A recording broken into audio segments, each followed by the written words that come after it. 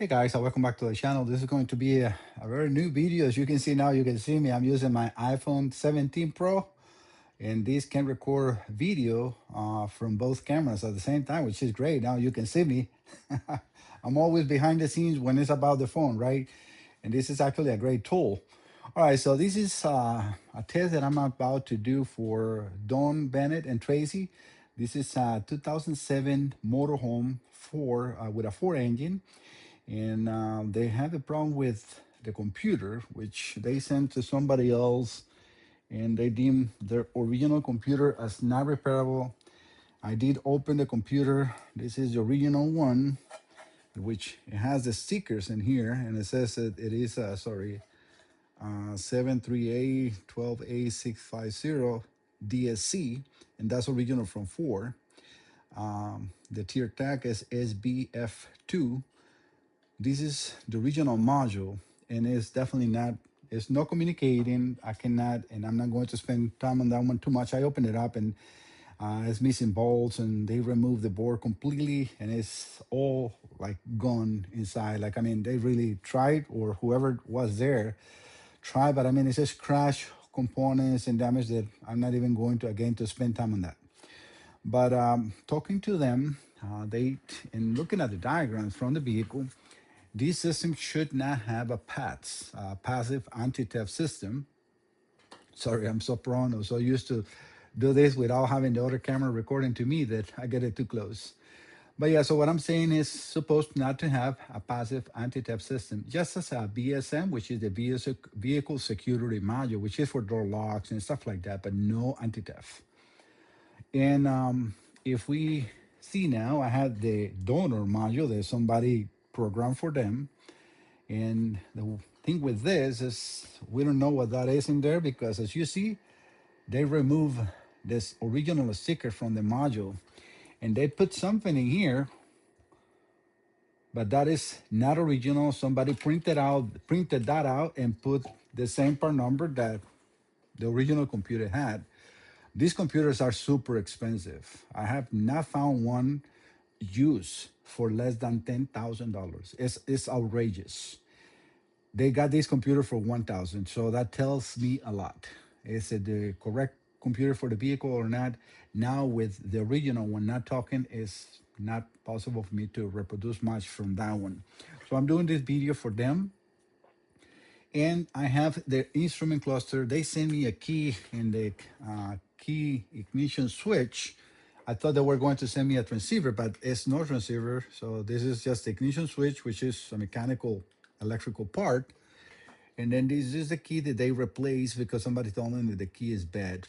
This has a little bit of a switch in here, but nothing that I can see as a transceiver or something like that, right? So again, coming into what we have here, I got that computer that they know is there connected to the top-down Phoenix.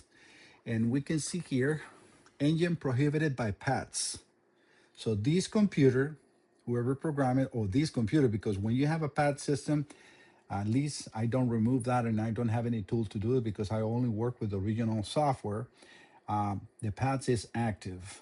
You can see, and I'm going to turn the ignition off. So usually, and I have the battery still on, when you have a passive anti-theft system, and I'm going to turn some of the lights. I don't think it's really that bad, but let me turn this lamp off. Oh, I see which one is the one is reflective. It's that one. If we would be a passive anti-theft system into the cluster, then it will be flashing right now. Just, like once every 10 seconds or 5 seconds or so. What that's very normal on 4. That is not there. So, and I asked him, have you ever seen any anti-theft light or theft light blinking or flashing? He's like, no, never. So that leads me to believe that this has no anti-theft system built into the original system, the original computer. And we can see that this computer has that. So let me just turn the lamp on again. I'm going to clear the DTCs. So you can see that that fault code returns immediately.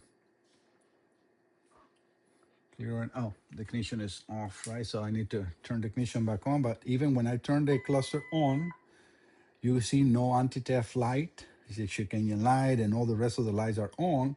But this is a very basic system, right? Because it's a motorhome, so only ABS, instrument cluster, and maybe airbag. And I doubt it, because let me just clear the full code one more time. But we can see the P1260 engine prohibited by PATS is there. So this computer has that, no doubt about it. So I'm going to get out of here, just so you can see the topology that this scanner can give us. And as you can see, the only thing we have in here is instrument cluster, the PCM, and the ABS, or traction control system. That's it. So we're going to enter the instrument cluster, so you will be able to see that I am indeed connected to that cluster and it's working properly. So if we read fault codes in here, we can do retrieve constant memory fault codes. It's a key and ignition error because I don't have that input provided, and that's probably that switch that we see here. That's the key in switch. So when you push the key in, that will send a ground to the instrument cluster, and it detects that the key is in the ignition switch. And it's not really important for what we're doing. But we don't have any anti-theft system in here. So this is where the problem lies, because programmable parameters, programmable installation. I was reading in what's the name, Identifix, about doing a parameter reset.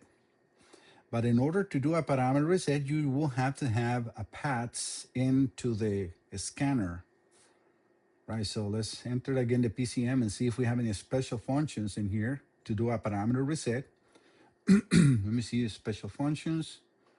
Reset, keep alive memory, power balance, transmission, fuel economy, transmission range sense, manual service reset, nothing of that. So again,